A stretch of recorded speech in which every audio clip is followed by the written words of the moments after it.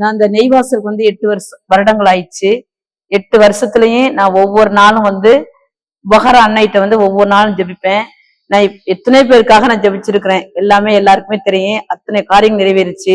ஒரு சில காரியங்கள் மட்டும் நிறைவேறல. அது குறிப்பா என்னுடைய காரியம், என்னுடைய தங்கச்சிக்கு கால் ஆக்சிடென்ட்ல இந்த முட்டி போயிடுச்சு. உடனே நான் ஹாஸ்பிட்டல்ல பார்த்தேன், சரியாவல.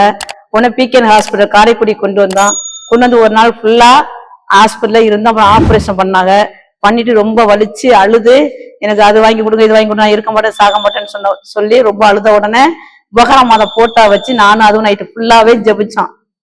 நைட்டு ஃபுல்லா ஒரு தூக்கம் இல்லாம ஜெபிச்சான். கடைசியில பார்த்தா சீக்கிரத்தை பூர்ண சுகம் கிடைச்சிருச்சு. எழுந்து நடக்க ஆரம்பிச்சிட்டாங்க. மேலும் பல்வேறு தேவைகள், என் தம்பிக்கு இந்த மாதாட்டம் வந்து வேண்டின வேலை, அரசு வேலை கிடைச்சிருச்சு. தங்கச்சிக்கு வந்து வேண்டின தங்கச்சியும் கிடைச்சிருச்சு. தங்கச்சி வீட்டுக்காரரும் அந்த மாதிரி அமைஞ்சிருச்சு. அக்கா மகளுக்கு அமைஞ்சிருச்சு. எல்லாருமே வீடெல்லாம் கட்டிட்டாங்க. இந்த மாதா தான் எனக்கு உதவி செஞ்சிருக்காங்க, யாருமே இல்லை.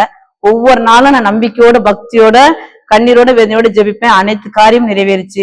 இயேசுக்கே புகழ், இயேசுக்கே நன்றி, மரியே வாழ்க, ஆமீன். என்னுடைய மகன் வந்து ஒரு 2 வருஷத்துக்கு முன்னாடி கண்ணுல அவனுக்கு பெரிய பிரச்சனை. கண்ணு வந்து ஒரே அரிச்சுக்கிட்டே இருக்கும், தூசி ஆகாது. கண்ணுனா கண்டினியூஸா தேய்ச்சிக்கிட்டே இருக்கிறான். அப்ப இங்க காரைக்குடி பக்கத்துல ஆதித்யாங்கிற ஒரு கண் ஹாஸ்பிட்டல்ல போய் டாக்டர்கிட்ட கேட்டு பார்த்துட்டு இருந்தோம். அவரு சில ஆலோசனைகள் கொடுத்தாரு, மருந்து கொடுத்தாரு. ஆனா கொண்டு வந்து போட்டாலும் அவனை வந்து கண்ணு ராத்திரி பகலா வந்து ஒரு ஆள் உட்காந்து தேய்ச்சிக்கிட்டே இருக்கணும். இப்படி தேங்கன்னு சொல்லிட்டு ரொம்ப அலறான். எங்களுக்கு ஒண்ணுமே வழி தெரியல. மாதாவோட ஊழியத்தை நான் பார்த்துட்டு இருக்கேன் அப்படின்னு சொல்லி மாதா வாசல்ல கொண்டாந்து வச்சுக்கிட்டு நானே, மனைவி, பிள்ளைங்க எல்லாருமே அழுகுறோம். அழுதுட்டு, மாதா நீங்க உங்களால செய்ய முடியாதது ஒண்ணுமே கிடையாது. எங்க பங்கு தந்தை அடிக்கடி சொல்லுவாரு, எனக்காக யாவையும் செய்து முடிக்கும் மாதா அப்படின்ட்டு.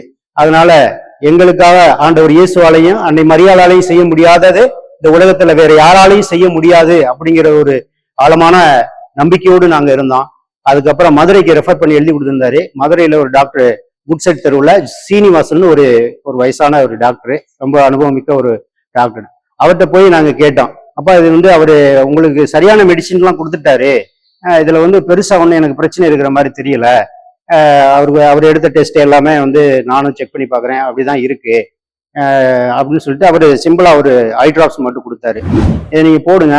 ஒரு 20 வயசு வரைக்கும் அவன் கிரவுண்ட்ல விளையாட முடியாது, டஸ்ட் அலர்ஜி பிளஸ் வந்து இந்த கண்ணோட பாதிப்பு அந்த அளவுக்கு தான் இருக்கு அப்படின்னு சொல்லி அவரு அனுப்பிச்சிட்டாரு. அப்புறம் நாங்க வந்து மாதா கிட்ட மறுபடியும் நிக்கல, அரிப்பு நிக்கல. அப்புறம் வந்து மதுரையில போய் அரவிந்த் ஹாஸ்பிட்டல், ஐ ஹாஸ்பிட்டல்ல போயிட்டு அவனுக்கு பார்த்தோம். அவங்க செக் பண்ணி பார்த்துட்டு எல்லாம் ப்ராப்பரா செக் பண்ணி பார்த்துட்டு அவங்களும் வந்து இதேதான் ரிசல்ட் வந்து வேற ஒண்ணுமே கிடையாதுப்பா, அவனுக்கு இன்னும் பெருசா இருக்கிற மாதிரி இல்ல, இந்த டிராப்பை போடுங்க அப்படின்னு சொல்லி அவங்களும் ஒரு டிராப்ஸ் போட்டு கொடுத்தாங்க. அதை போட்டுக்கிட்டு மறுபடியும் வந்து நாங்க மாதா கிட்ட வேண்டிக்கிட்டு, நீங்க தான் உங்களை விட்ட டாக்டர்லாம் கை விட்டுட்டாங்க, எங்களுக்கு வேற வழி இல்லை, உங்களை தவிர வேற ஒண்ணும் எங்களுக்கு தெரியாது, நீங்க தான் எதா இருந்தாலும் ஆண்டவர் இயேசுவிடம் பரிந்து பேசி இந்த பிரச்சனைக்கு ஒரு தீர்வு சொல்ல முடியும் அதுல அப்படின்னு சொல்லிட்டு அவங்கள்ட்ட நாங்க ஒப்பு கொடுத்துட்டோம். அந்த நாளில இருந்து அடுத்து வந்து அவனுக்கு அந்த கண்ணரிப்பு குறைஞ்சிருச்சு. டாக்டர் சொன்னாரு 20 வயசு வரைக்கும் அவனுக்கு டஸ்ட் அலர்ஜி, அவன் உள்ள கிரவுண்டுக்கே போக முடியாது, விளையாடவே முடியாதுன்ட்டு. ஆனா அடுத்த நாள்ல இருந்து நாங்க என்னைக்கு வேண்டிக்கிட்டு கண்ணீரோட வந்து செவிச்சுட்டு போனோமோ, அந்த டாக்டர் பார்த்துட்டு அரவிந்த் போயிட்டு வந்த மறுநாள்ல இருந்து அவனுக்கு சுத்தமா அந்த கண்ணரிப்பு நின்றுச்சு. அவங்க ஒரு கண்ணாடி கொடுத்தாங்க, அதை கூட தேவையில்லை, இப்ப போட கிடையாது. இவனுக்கு இப்ப 17 வயசு தான் ஆகுது. கிட்டத்தட்ட ஒரு 7 வருஷம் ஆச்சு. 7 வருஷமா அந்த பிரச்சனை சுத்தமாவே கிடையாது. அதுக்காக மாதாவுக்கு கோடான கோடி நன்றி செலுத்துகிறேன். மதர் டிவி மூலமாக இந்த உபகார அன்னையின் சாட்சியாக 2 நான் உங்கள் முன் கூற மிகவும் ஆசைப்படுகின்றேன். முதலாவதாக, எனது மகள் +2 தேர்வில் 1080 மதிப்பெண்கள் பெற்று நீட் தேர்வுக்காக தயாராகி கொண்டிருந்தார். ஆனால் நீட்டில் இடம் கிடைக்கவில்லை, மருத்துவராக முடியவில்லை. நீட்டு கிடைச்சிரும் அப்படிங்கிற நம்பிக்கையோட நாங்க வந்து வேற எந்த காலேஜ்லயுமே அப்ளிகேஷன் போடல.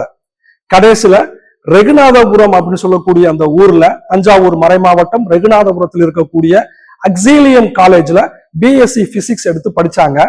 ஆனா என் மகளுக்கு மனசே இல்லை.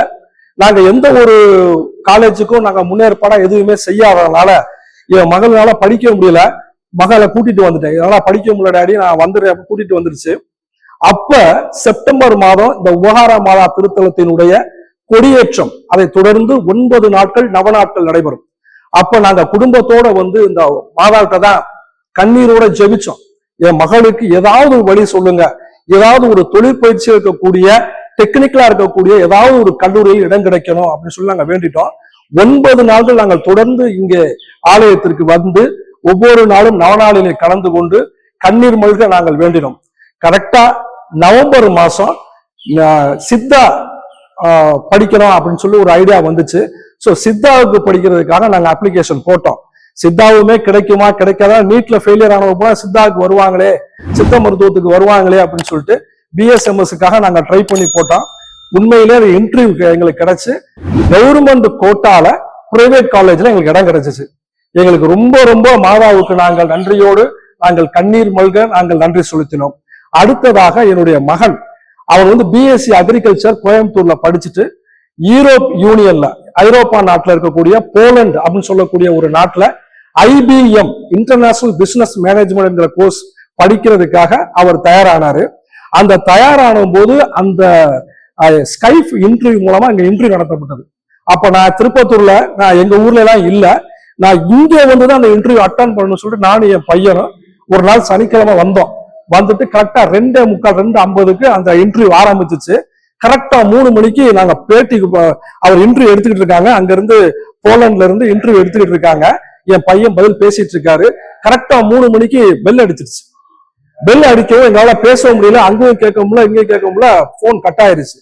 எனக்கு ரொம்ப மனவேதனை ஆகி போய் என்னடா பண்றது, எதுவுமே இல்லையே அப்படின்ட்டு அம்மாட்ட வந்து திருப்பி அழுது, அம்மா என் மகனுடைய லைஃப் ஸ்டார்டே இங்க இருந்துதான், இப்படி ஆகி போச்சேம்மா, என்னமா பண்றது ஆனா அப்படின்னு சொல்லி ரொம்ப நாங்க வேதனையோட இருந்தோம். ஆனா அதே சமயத்துல நான் வேணா தொடர்ந்து விடல, நான் மாதாட்ட திருப்பி திருப்பி வந்து கேட்டேன். நான் ஒவ்வொரு சனிக்கிழமை மாதத்தின் முதல் சனிக்கிழமை பக்தி முயற்சியில இங்க வந்து கலந்துகிட்டு, எனக்கு தெரியாதுமா உங்க புள்ள, எங்களுக்கு வேற வழியே இல்லை, உங்களை விட்ட எனக்கு வேற வழி இல்லை அப்படின்னு சொல்லி நாங்க திருப்பி திருப்பி தொடர்ந்து வேண்டதுனால அதுக்கப்புறமா தான் தெரிஞ்சிச்சு அந்த வருஷம் தான் கொரோனா ஸ்டார்ட் ஆச்சு. இதுல 10 லட்சம் ரூபாய் நாங்க காலேஜுக்காக கட்டுறதுக்கு எல்லாமே சேர்த்து வச்சு பேங்க்ல போயிட்டு லோன் எடுத்து எல்லாமே ரெடி பண்ணி வச்சோம். ஆனா கொரோனா வந்துருச்சு. கொரோனா வந்ததுனால எல்லாமே பிளாக் ஆயிருச்சு. அப்பதான் எங்களுக்கு புரிஞ்சிச்சு, கண்டிப்பா மாதா எங்களுக்கு இதன் மூலமாக நல்லது செஞ்சிருக்காங்க அப்படின்ட்டு. ஆனா அடுத்த வருஷமே அதே இன்டர்வியூல பாஸ் ஆகி இன்னைக்கு போலண்ட்ல கிடான்ஸ்க் யூனிவர்சிட்டியில இன்டர்நேஷனல் பிசினஸ் மேனேஜ்மெண்ட் கோர்ஸ் முடிச்சு இப்ப அங்கேயே வேலை பார்த்து ஸ்ட்ரைக்கர்ங்கிற கம்பெனில டேட்டா அனலிசிஸ்டா வேலை பார்க்கிறார். சோ உண்மையிலே மாதா எங்க குடும்பத்துக்கு நிறைய செய்துட்டு வர்றாங்க. நீங்களும் மாதாவை தேடி வாங்க. ஏன்னா கொரோனா காலகட்டத்துல வந்து பாத்தீங்கன்னா எங்க அம்மாவுக்கு வந்து உடம்பு சரியில்லை. நான் ஹாஸ்பிட்டல்ல செக்கப்புக்காக கூட்டிட்டு போயிருந்தேன். அப்ப கூட்டிட்டு போயிருக்கும் போது டாக்டர் வந்து பரிசோதிச்சதுக்கு அப்புறம் வந்து பாத்தீங்கன்னா பல்ஸ் ரேட் வந்து அவங்களுக்கு ரொம்ப டவுன் ஆயிடுச்சு. உடனே அவங்க என்ன சொன்னாரு, டாக்டர் என்ன சொன்னாரு அப்படின்னா, உடனே நீங்க வந்து காரைக்குடி GH கூட்டிட்டு போயிருங்க அப்படின்னு சொல்லி சொன்னாங்க. கூட்டிட்டு போனோடனே வந்து டாக்டர் வந்து பார்த்துட்டு உடனே போய் ஸ்கேன் எடுத்து வர சொல்லி சொன்னாங்க. MRI ஸ்கேன் எடுத்து வர சொன்னாங்க. MRI ஸ்கேன் எடுத்துட்டு வந்த உடனே அவர் வந்து பாத்தீங்கன்னா பார்த்துட்டு நுரையீரல்ல வந்து ரொம்ப அஃபெக்ட் ஆயிருக்கு, உங்களுக்கு வந்து சளி தொந்தரவு வந்து பாத்தீங்கன்னா அதிகமா இருக்கு, அதனாலதான் அவங்களுக்கு வந்து அந்த நேரத்துல வந்து மூச்சுத்திணறல் வந்து அதிகமா இருக்கு, அதனால உடனே வந்து அவங்களை பெட்ல சேர்த்துருங்க, அவங்களுக்கு ரெகுலரா வந்து பாத்தீங்கன்னா ஆக்சிஜன் வந்து கொடுத்துக்கிட்டே இருக்கணும் அப்படின்ற மாதிரி சொன்னாங்க. உடனே நைட்டு வந்து பாத்தீங்கன்னா 10 மணிக்கு அவங்களை கொண்டு போய் பெட்ல சேர்த்துட்டேன். சேர்த்ததுக்கு அப்புறம் அந்த வார்டில் வந்து பாத்தீங்கன்னா நிறைய கொரோனா பேஷண்ட் வந்து நிறைய இருக்காங்க. அதுல வந்து ஹெல்த்தானவங்களும் நிறைய இருக்காங்க, ரொம்ப மோசமான கண்டிஷன்ல இருக்கவங்களும் வந்து நிறைய இருந்தாங்க. பக்கத்து பெட்ல வந்து அம்மாவுக்கு வந்து இடம் கிடைச்சிச்சு. அவங்களுக்கு வந்து பாத்தீங்கன்னா இடம் கொடுத்துட்டாங்க. அது மாதிரி ஆக்சிஜன் வச்சுட்டாங்க. வைக்கும்போதே வந்து பாத்தீங்கன்னா டாக்டர் சொல்றாரு, அவங்களுக்கு வந்து கொஞ்சம் கண்டிஷன் வந்து கொஞ்சம் கிரிட்டிக்கலா தான் இருக்கு, இருந்தாலும் முயற்சி பண்ணுவோம் அப்படின்ற மாதிரி சொன்னாங்க. நான் வந்து பாத்தீங்கன்னா எனக்கு என்ன செய்யறதுன்னே தெரியல. நான் ரொம்ப மாதாட்ட வந்து அந்த அங்கேயே ஹாஸ்பிட்டல்லே இருந்தபடியே வந்து பாத்தீங்கன்னா உபகார மாதாட்ட வந்து நான் ரொம்ப அழுது நான் வந்து ஜெபம் பண்ணேன். மாதாவே உங்களுடைய கையில தான் வந்து பாத்தீங்கன்னா எங்க அம்மாவுடைய வந்து உயிர் இருக்கு, நீங்க தான் எங்க அம்மா வந்து கண்டிப்பா அந்த விஷயத்துல இருந்து எங்களுக்கு கொரோனாவில இருந்து அவங்க எங்க அம்மாவை காப்பாற்றணும் அப்படின்னு சொல்லிட்டு அழுது வந்து நான் வந்து வேண்டேன். நான் கண்டிப்பா நான் வந்து உபகார மாதா ஆலயத்துல வந்து நான் கண்டிப்பா நான் சாட்சி சொல்லணும் அப்படின்றத நான் மாதா கிட்ட வந்து வேண்டினேன். அது மாதிரி பாத்தீங்கன்னா ஒவ்வொரு நாளும் வந்து பாத்தீங்கன்னா எங்க அம்மாவுக்கு வந்து இம்ப்ரூவ்மெண்ட் அப்படின்றது வந்து ஒரு நாள் வருது, அடுத்த நாள் வந்து பாத்தீங்கன்னா ரொம்ப டவுன் ஆகுது. அதே மாதிரி 15 நாள் வரைக்கும் பெட்ல இருக்கிறாங்க. அதே மாதிரி அவங்க கையில வந்து பாத்தீங்கன்னா இந்த எஸ்பி ஓட்டை வந்து செக் பண்றதுக்காக வந்து கையில வந்து ஒரு இது மாட்டுவாங்க. அது வந்து அவங்க 15 நாளுமே வந்து கையிலேயே இருந்துச்சு. அவங்க அந்த அந்த வலியவே வந்து பாத்தீங்கன்னா அவங்களால தாங்க முடியல. ஏசப்பா வந்து பாத்தீங்கன்னா அந்த தவ காலத்துல வந்து பட்ட கஷ்டங்களை தாண்டி அதை விட வந்து அவங்க வந்து கஷ்டப்படுற அளவுக்கு அவங்க நேர்ல நான் பார்க்கும்போது, ஏன்னா இந்த 15 நாளும் நான் தான் அவங்க கூடவே வந்து இருந்தேன். கொரோனா வார்டுல நான் உள்ள போறது வர்றது அத்தனையுமே வந்து பாத்தீங்கன்னா அந்த கொரோனா வார்டுக்குள்ளதான் இருக்கேன். அந்த 15 நாளுமே வந்து பாத்தீங்கன்னா மாதாவுடைய அருளால எனக்கு எந்த ப்ராப்ளமும் இல்லை. ஆனா உள்ள போகும்போது வரும்போது அவங்க வந்து பாத்தீங்கன்னா ரொம்ப கவனமா போங்க, ரொம்ப அளவுக்கு கவனமா இருக்கணும், நீங்க வந்து 2-3 மாஸ்க் மாட்டிட்டு போங்க அப்படின்லாம் வந்து ஹாஸ்பிட்டல்ல வந்து சொன்னாங்க. நான் மாதாவுடைய நம்பிக்கையில வந்து பாத்தீங்கன்னா நான் சாதாரணமா நான் போயிட்டு வந்துகிட்டு தான் இருந்தேன். அவங்களுக்கு தேவையான நான் செஞ்சு கொடுத்துக்கிட்டு தான் இருந்தேன்.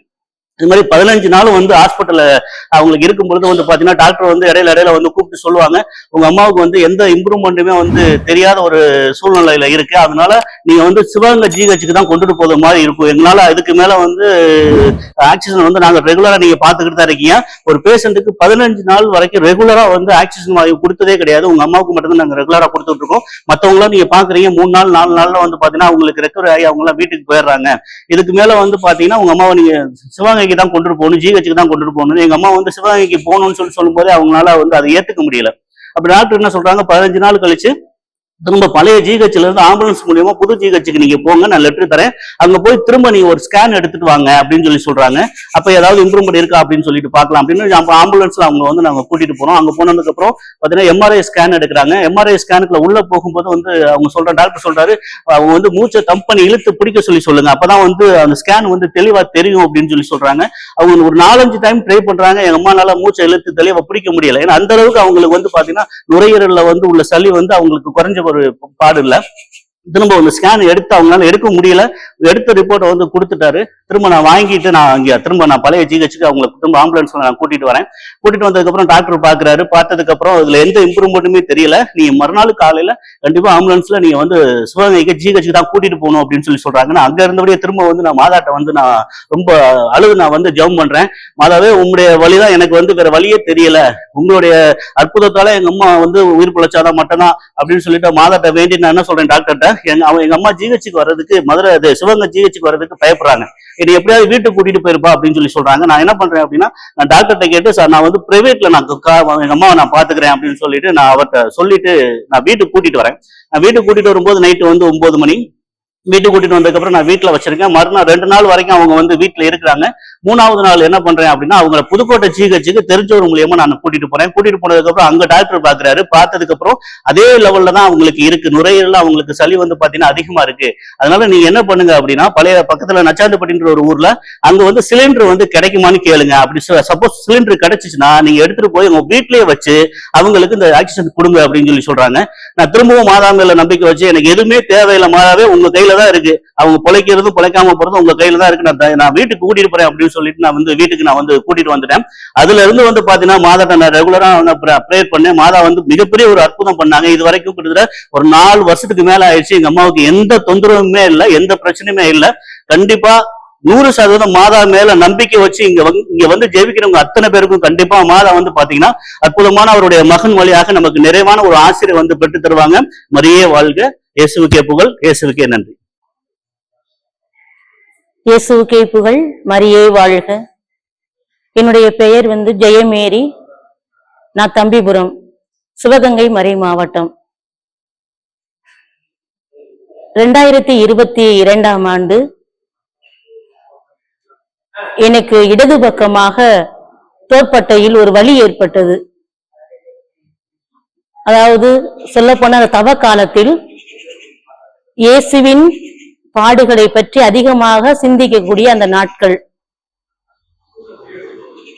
புதன், வியாழன், வெள்ளி, இந்த குருத்தி ஞாயிறு, சரியா 10 நாட்கள் எனக்கு தொடர்ந்து அந்த வலி இருந்துட்டே இருந்துச்சு.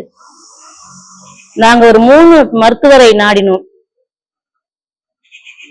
காரைக்குடி, அருகாமையில் இருக்கக்கூடிய கிளிச்சிவல்பட்டி, மதுரை, 3 மருத்துவத்தை போயுமே அந்த வலியானது நிக்கவே இல்லை. அதிகமா தான் இருக்கே ஒழிய, ஆனா வலி நிக்கல. தொடர்ந்து நாங்க ட்ரீட்மெண்ட் எடுத்துட்டே இருந்தோம். அது நிக்கிற மாதிரி தெரியாம எனக்கு எந்த வழியும் தெரியல. நான் மாதாட்ட வேண்டுனேன், மாதாவே இதுக்கு என்ன தீர்வு என்ன வழிங்கிறது எனக்கு தெரியல, தாங்க முடியல, இல்லைன்னா என்னுடைய உயிரை நீங்க எடுத்துக்குங்க, நான் உனக்கு சாட்சியா நிக்கணும், சரியாயிடுச்சு அப்படின்னா ஒரு சாட்சியா நிக்கணும், இல்லைன்னா என்னை எடுத்துக்குங்க, எனக்கு எந்த ஒரு பிரச்சனையும் கிடையாது அப்படின்னு சொல்லி மாதாட்ட வேண்டுனேன். நான் அருகாமையில தான் இருக்கிறேன். ஆலயத்துக்கு தினமும் ஒவ்வொரு சனிக்கிழமையும் நான் ஜெபமாலை ஒப்பு கொடுப்பேன். நான் இருக்கிற வரையும் நான் தொடர்ந்து நான் சனிக்கிழமை தோறும் நான் வருவேன் அப்படின்னு ஒரு நேர்த்திக்கடன் மாதிரி என்னுடைய மனசுல நான் வேண்டிக்கிட்டேன். வேண்டிட்டு இந்த ஈஸ்டர் சமயம் திருப்பலிக்கு அட்டன் பண்றேன், இந்த கலந்துக்கிறேன். அப்பவும் வலி நிக்கவே கிடையாது, பயங்கரமான வலி. சேர்ல உட்கார்ந்து இருக்கிறேன். பெரும்பாலும் நான் சேர்ல உட்கார மாட்டேன், கீழே தான் உட்காருவேன். ஆனா கீழே உட்கார முடியல, என்னால சேர்ல தான் உட்கார்ந்து இருக்கிறேன். இந்த மாதிரி ஒரு டேபிள்ல உட்கார்ந்து இருக்கிறேன். கண்ணீர் ஊத்து, ஃபாதர் உயிர்த்த ஆண்டவர் எல்லாரும் பாருங்க அப்படின்னு சொல்லி அந்த நிகழ்வு நடந்துகிட்டு இருக்குது. எனக்கு கண்ணீர் தான் ஊத்துது, அவரை பார்க்கிறேன், கண்ணீர் ஒழுகுது. வேண்டிட்டே இருக்கிறேன், என்னை சுகப்படுத்துங்க ஆண்டவரே, உம்மால் முடியாது எதுவுமே இல்லை அப்படின்ட்டு. திருப்பலி முடிஞ்ச பிறகு குருவானவரை சந்திச்சு அவர்கிட்ட ஒரு பிளஸ்ஸிங் வாங்கிட்டு, அப்ப ஃபாதர் கேக்குறாங்க, ஏப்பா இன்னும் உனக்கு அந்த இது சரி வரலையா அப்படின்னு கேக்குறாங்க. சரியில்லை ஃபாதர் அப்படின்னு. கிட்னிலாம் செக் பண்ணி பாத்தீங்களா, ஏன் என்னாச்சு உங்களுக்கு, சரியா போய் பாருங்க, கிட்னிலாம் செக் பண்ணி பாருங்க அப்படின்னாங்க. சரிங்க ஃபாதர் அப்படின்ட்டு பிளஸ்ஸிங் வாங்கிட்டு வீட்டுக்கு வந்துட்டேன். மறுநாள் மட்டன் எடுத்து சமைக்கணும், ஈஸ்டர்ல மட்டன் எடுத்து சமைக்கணுங்கிறக்காக மட்டன் எடுத்து சமைச்சு, ஆனா சமைக்க முடியல, இருந்தாலும் பாப்பா ஹெல்ப் பண்ணி வீட்டுக்கு எல்லாம் உட்காந்து சேர் போட்டு தான் கிண்டி எல்லாம் பண்ணிக்கிட்டு இருந்தேன். அப்ப பாப்பா சொல்லுவா, அந்த டேப்லெட் போட்டு படுங்கம்மா அப்படின்னு சொன்னா. ஒரே ஒரு வார்த்தை மட்டும் சொன்னேன், எனக்கு டேப்லெட்டே இனிமே வேணாம்பா, எனக்கு சுகம் கொடுத்துருவாங்க, மாதா எனக்கு நம்பிக்கை இருக்கு, சுகம் கொடுத்துருவா எனக்கு அப்படின்ட்டு அந்த சாப்பாடை கொஞ்சோண்டு சாப்பிட்டுட்டு நான் படுத்துட்டேன். படுத்து மதியம் எந்திரிக்கிறேன், ஒரு 2 மணி 3 மணி வரைக்கும் எந்திரிக்கிறேன், வலியே இல்லை.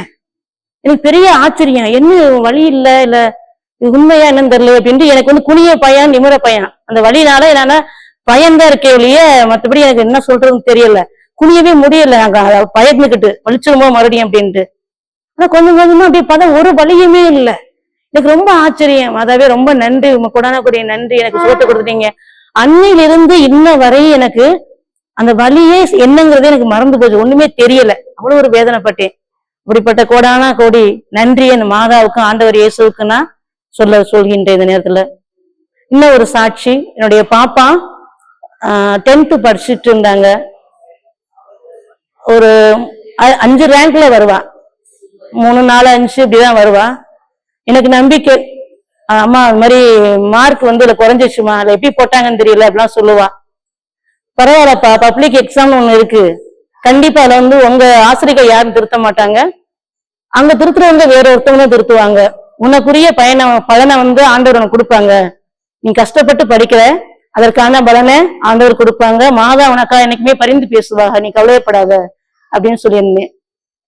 அதுல சோசியல் சயின்ஸ்ல தான் அவளுக்கு கொஞ்சம் மார்க் போகும், மற்றது எல்லாமே நல்ல மார்க் எடுப்பா, சோசியல்ல மார்க் கொஞ்சம் குறைவா வாங்குவா. அந்த மே மாதம் ஏப்ரல் மாசம் பாத்தீங்கன்னா, மார்ச் ஏப்ரல் அப்படின்னு பாத்தீங்கன்னா முகூர்த்த நாட்கள் நிறைய இருந்துச்சு. எங்க ஊர்லயே 5 தேவை இருந்துச்சு, முக்கியமான தேவைகள் 5 இருந்துச்சு. அவ பரீட்சை எக்ஸாம் எழுதுற டைம் மார்ச் ஏப்ரல், இந்த டைம்ல அந்த சோசியல் சயின்ஸ் எழுதுறதுக்கு முதல் நாள் எங்க ஊர் திருவிழா. ஒரே அழுக, நான் எப்படி படிப்பேன், மைக் செட் பாடுது, ஒரே கோலாகலமா இருக்கு, நான் எப்படி படிப்பேன், எப்படி போய் எக்ஸாம் எழுதுவேன் அப்படின்ட்டு. எனக்கு என்ன பயம்னா, மார்க் சோசியல் சயின்ஸ் கம்மியா வாங்குவா, ஆண்டவரை என்ன செய்ய போறான்னு தெரியல, உங்க கருத்துல நான் ஒப்பு கொடுக்குறேன், இந்த மகளை நீங்க தான் பொறுப்படுத்திக்கணும் அப்படின்னு சொல்லிட்டு ஒப்பு கொடுத்தேன். கடைசி எழுதி முடிச்சுட்டு வந்தோடனே, பாப்பா நல்லா எழுதுறியாப்பா, எழுதிருக்க, ஏமா திரும்ப திரும்ப அதே கேக்குறீங்க, எந்த எக்ஸாம் திரும்ப கேட்கவே இல்லை, ஆனா சோசியல் சயின்ஸ் மட்டும் நல்லா எழுதியாப்பா, ஏமா திரும்ப திரும்ப கேக்குறீங்க அதையே அப்படின்னு கேட்டு இருந்தா. அதான் எழுதிருக்கேமா அப்படின்னு சொன்னா. ரிசல்ட் வந்துச்சு, நான் நம்பவே இல்லை. எல்லா அதாவது தமிழ்ல 98, இங்கிலீஷ்ல 96, மேத்ஸ்ல 98, சோசியல் சயின்ஸ்ல 99, சாரி சயின்ஸ்ல 99, சோசியல் சயின்ஸ்ல 100. எதுல அவ பலவீனமா இருந்தாலோ அதுல ஆண்டவர் மாதா பரிந்து பேசி நீ பயப்படாத, நான் இருக்கிறேன் அப்படிங்கிற நம்பிக்கையை கொடுத்து அவங்க உணர்ந்து உண்மையிலேயே அந்த ரிசல்ட்ல ஸ்கூல் ஃபர்ஸ்ட் வந்தா. எனக்கு பெரிய ஆச்சரியமா இருந்துச்சு. இதை நான் ஒரு சாட்சியா உங்கள் முன்னால மாதா செய்த அற்புதத்தையும் ஆண்டவர் இயேசு அவங்க செய்த காரியத்தை எண்ணி பார்த்து மனதார நன்றி செலுத்துகிறேன். இயேசுவுக்கே புகழ், இயேசுவுக்கே நன்றி. அனைவருக்கும் வணக்கம். என்னுடைய பேர் சுரேஷ். என்னுடைய சொந்த ஊர் மெய்யவரம் பங்கு. இப்போ நான் தற்சமயம் காரைக்குடி செக்கால பங்குல சகாய மாதா ஆலயத்து பக்கத்துல எங்க வீடு. அங்கேயும் நாங்க குடும்ப வரி எல்லாமே கட்டிக்கிட்டு இருக்கோம். இங்கே மெய்யவரத்துலையும் கட்டிக்கிட்டு இருக்கோம். உபகார மாதாங்கிறது எங்க தாத்தா காலத்துல இருந்து இந்த கோயிலுக்கு எல்லாருமே வருவோம். நான் ரொம்ப கஷ்டப்படும் போத 4 வருஷமா நான் என்னுடைய அன்பு அண்ணன் திரு ஞானதுரை அடிகால பழகுனதுல இருந்து 4 வருஷமா நான் ஒவ்வொரு சனிக்கிழமையும் முதல் சனியில நான் இங்க வராம இருந்ததே கிடையாது. அதற்கு காரணம் என்னுடைய அன்பு அண்ணன் திரு ஞானதுரை அடிகளார் அவர்களுக்கு என்னுடைய முதற்கண் நன்றியை தெரிவித்துக் கொள்கிறேன். அதே போல் இந்த திருத்தலம் இந்த அளவுக்கு உயர்ந்ததற்கு காரணமாக இருக்கக்கூடிய மரியாதைக்குரிய ஆசிரியர் சந்தன்ராஜ் அவர்களுக்கும் அருமை அண்ணன் ராஜேந்திரன் அவர்களுக்கும் என்னுடைய நன்றிகளையும் வாழ்த்துக்களையும் தெரிவித்துக் கொள்கிறேன். நான் ரொம்ப பொருளாதாரத்துல நான் கஷ்டப்பட்டேன். அது எல்லாருக்குமே தெரியும். எங்க ஊர்லயும் தெரியும், காரைக்குடி செக்காலப்பங்களையும் தெரியும். எவ்வளவோ என்னையெல்லாம் பேசிட்டாங்க, வீடை வித்துட்டான், அதை வித்துட்டான், நீ ஒன்னும் எந்திரிக்க முடியாது சுரேஷ் அப்படின்னு சொல்லி எவ்வளவோ சொந்தக்காரர்ல இருந்து எல்லாரும் ஏளனமா பேசினாங்க.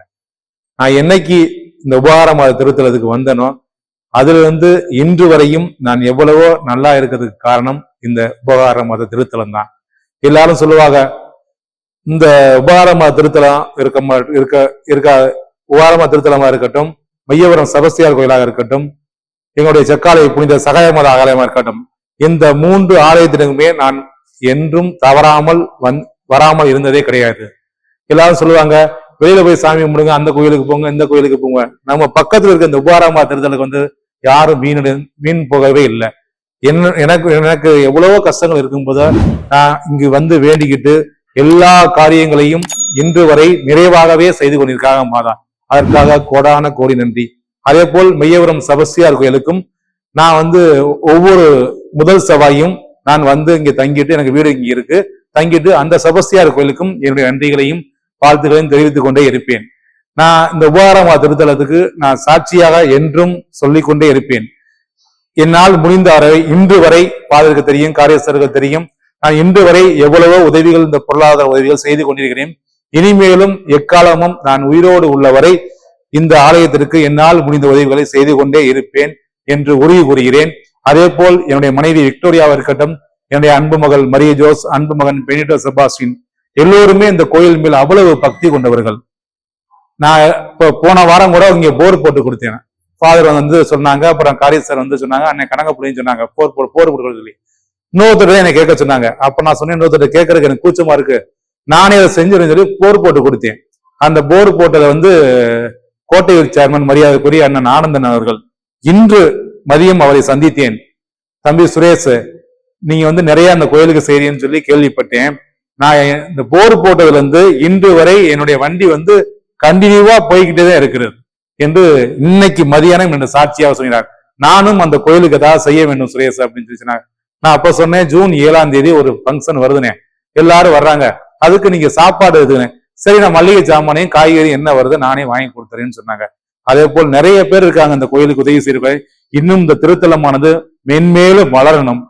இந்த ஃபாதர் ஞானதுரை அடிகளார் வந்ததிலிருந்து இந்த 4 வருஷமா எவ்வளவு ஆன்மீகத்தில் மையபுரம் பங்கா இருந்தாலும் சரி, இளனாப்பட்டி உபகாரமாத ஆலயம் சரி, எவ்வளவு வளர்ந்து கொண்டிருக்கும் நான் கண்கூடாக பார்த்து கொண்டே இருக்கிறேன். அதற்காக அவர்களுக்கு என்னுடைய மனமார்ந்த நெஞ்சார்ந்த வாழ்த்துக்களை தெரிவித்துக் கொள்கிறேன்.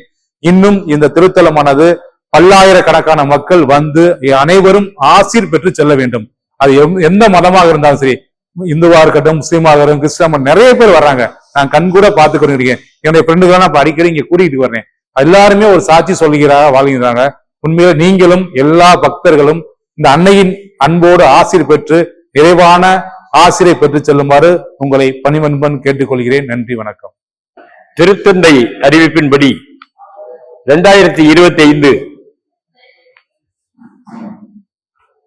திருத்தந்தை அறிவிப்பின்படி 2025 ஜூபிலி ஆண்டு எதிர்நோக்கின் திருப்பயணிகளாகிய நாம் மூவொரு இறைவன் தந்த உதவிகளை நன்றியுடன் நினைத்து பார்க்க கடமைப்பட்டவர்கள்.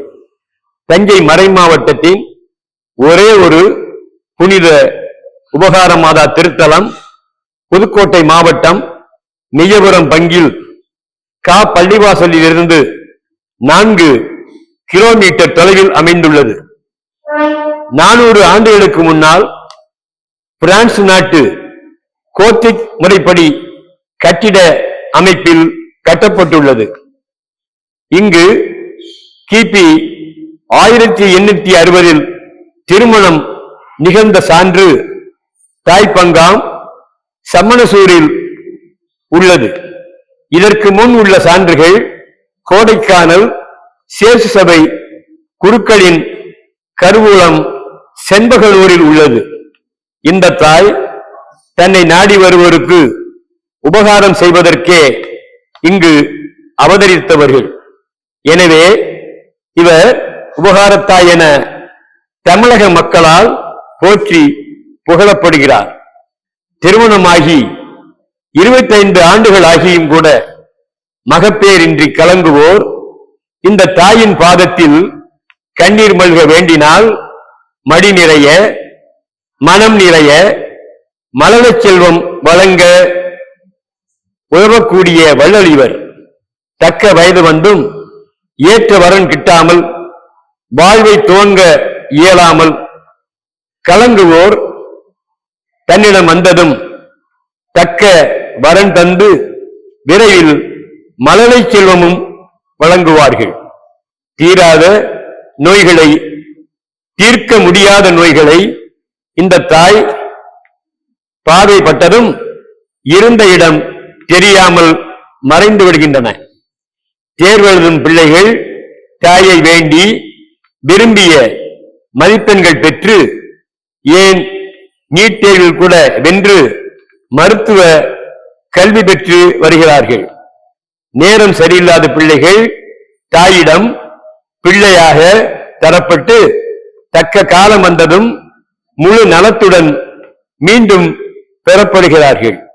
நம்புவோர் வீடு மனை வாங்க கட்ட கால்நடை பெருக கடன் சுமை குறைய ஆறுதல் பெறுகின்றனர். ஜனவரி திங்கள் 6ஆம் நாள் தாயின் திருத்தலம் பெருமகிழ்வில் திளைக்கிறது. அன்று 3 ராஜாக்கள் பொங்கல் விழா திருக்காட்சி விழாவாக தமிழ்நாடு முழுவதும் கொண்டாடப்படுகிறது.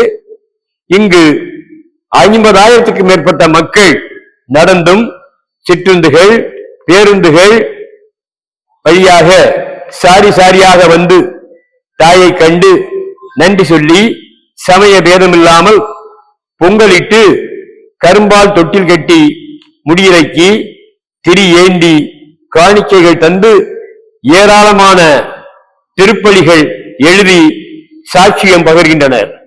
செப்டம்பர் இறுதி வாரம் தாயின் பெருவிழா 10 நாட்கள் கொடியேற்றி கொண்டாடப்படுகிறது. ஒவ்வொரு மாதமும் முதல் சனிக்கிழமை காலை 10 மணிக்கு ஜெபமாலை, திருத்தேர் பவனி, திவ்ய நற்கருணை ஆராதனை ஆசீர், திருப்பலி, அன்புணவு என 20 ஆண்டுகளுக்கு மேலாக நடைபெற்று வருகிறது. தாயின் கருணைக்கு நன்றியாக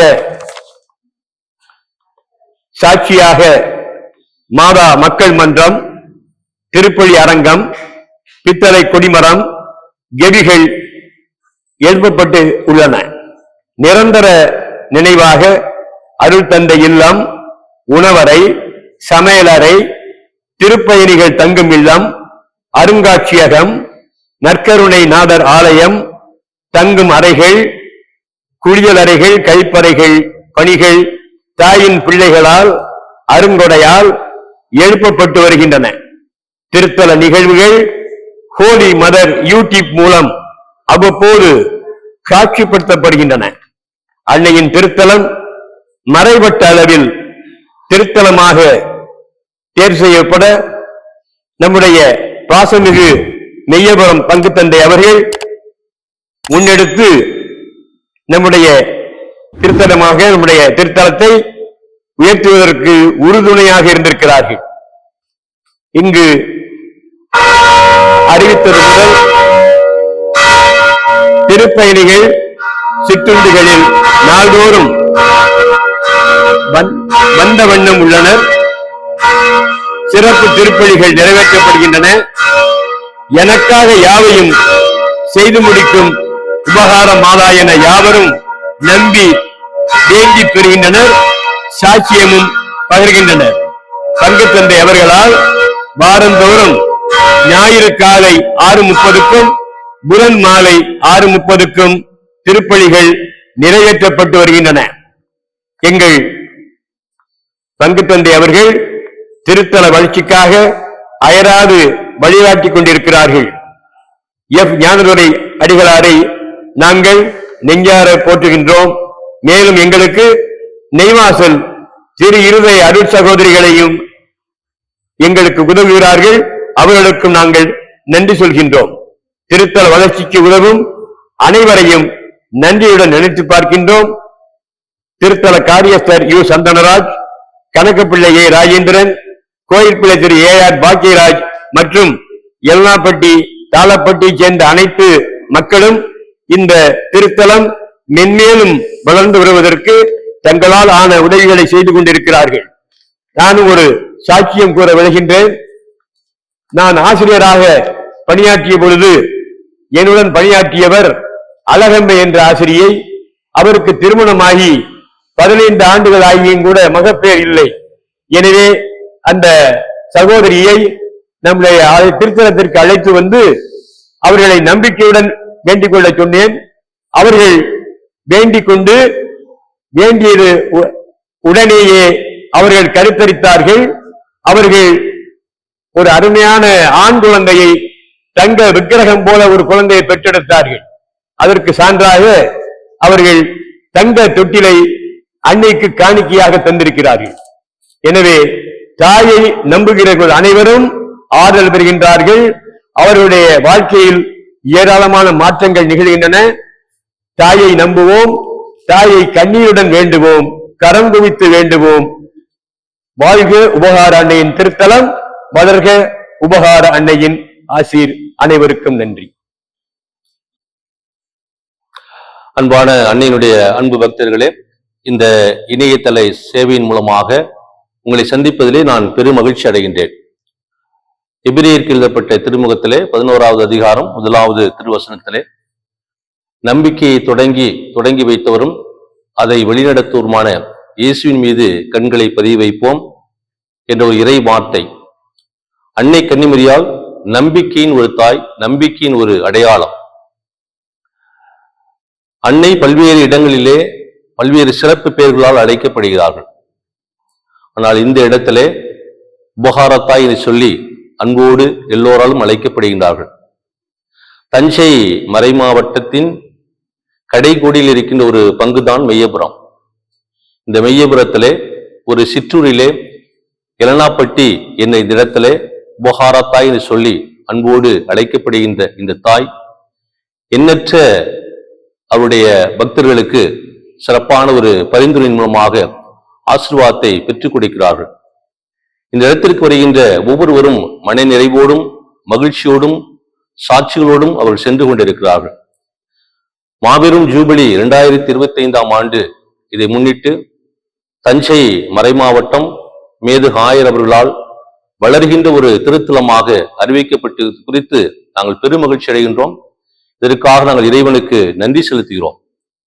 ஆன்மீக வழிபாடாக ஒவ்வொரு முதல் சனிக்கிழமையும் பல்வேறு இடங்களிலிருந்து இந்த இடத்திற்கு வந்து திருப்பலியிலே பங்கேற்று தங்களுடைய தேவைகளை உபகாரத்தாயிடம் எடுத்து சொல்லி அதற்கு சாட்சிகளாகவும் அநேக மக்களை அன்னை கன்னிமரியால் உபகாரத்தாய் இந்த இடத்திலே உருவாக்கி கொண்டிருக்கிறார்கள். எனக்காக யாவையும் செய்து முடிக்கும் உபகாரத்தாய் என்று சொல்லி இந்த இடத்திற்கு வருகின்ற ஒவ்வொரு அன்னையின் பக்தர்களும் அவருடைய பிரச்சனை தீர்ந்து மீண்டுமாக அவருடைய வாழ்க்கையிலே மகிழ்ச்சி என்னாலும் நிறைய கிடைக்கும்படியாக இந்த திருத்தலம் இன்றளவு திகழ்ந்து கொண்டிருக்கிறது. 400 ஆண்டுகளுக்கு மேலாக வேறு எந்த இடத்திலும் அன்னை கன்னிமரியால் அழைக்கப்படாத ஒரு சிறப்பு பெயரிலே உபகாரத்தாய் என்று சொல்லி அன்போடு அழைக்கப்படுகின்ற இந்த இடத்திலே இருக்கின்ற ஒரு சிறப்பு அம்சம் என்னவென்றால், ஜனவரி மாதம் 6ஆம் தேதி இந்த இடத்தில் வந்து யார் யாரெல்லாம் அன்னைக்கு ஜாதி மதம் இனம் வேறுபாடின்றி பொங்கல் வைக்கிறார்களோ அவருடைய தேவையெல்லாம் அன்னைக்கு நிம்மதியால் சந்திக்கிறார்கள். எனவே இது மிகப்பெரிய ஒரு சிறப்பு அம்சமாக இந்த இடத்துல இன்றளவும் நடந்து கொண்டிருக்கிறது. எனவே இந்த மாபெரும் ஜூபிலி ஆண்டை முன்னிட்டு வருகின்ற ஜூன் மாதம் 7ஆம் தேதி புதுக்கோட்டை மறைவட்டத்தை சார்ந்த அனைத்து பங்குகளிலிருந்தும் பங்கு மக்களை அன்போடு நாங்கள் அழைக்கின்றோம். எனவே திருத்தலத்திற்கு வருகின்ற ஒவ்வொரு அன்னையுடைய பக்தர்களும் மேலான ஒரு சிறப்பான ஒரு ஆசீர்வாதத்தோடு அவள் செல்வது குறித்து நாங்கள் மிகவும் பெருமகிழ்ச்சி அடைகின்றோம். எனவே அன்னையினுடைய ஆசிரியர் சிறப்பாக நீங்கள் பெற்று என்னாலும் நீங்கள் வாழ இந்த இடத்திற்கு வாருங்கள். உங்களுடைய குறைகளை உபகாரத்தாயிடம் எடுத்து சொல்லுங்கள். அந்த குறைகளை உபகாரத்தாய் தன் திருமகளிடம் பரிந்து பேசி உங்களுக்காக பெற்றுக் கொடுத்து நீங்களும் ஒரு சாட்சிகளாக வாழ்வீர்கள் என்பதனை நாங்கள் நம்பிக்கையோடு நாங்கள் தெரிவித்துக் கொள்கின்றோம். எனவே அன்னையுடைய அன்பு பக்தர்கள் அனைவருக்கும் மீண்டுமாக இந்த மாபெரும் ஜூபிலி ஆண்டிலே வாருங்கள் திருத்தலத்திற்கு சொல்லி அன்போடு அழைப்பதிலே நாங்கள் பெருமகிழ்ச்சி அடைகின்றோம். ஆவே மரியா, பிரைஸ் தி லார்ட். நன்றி.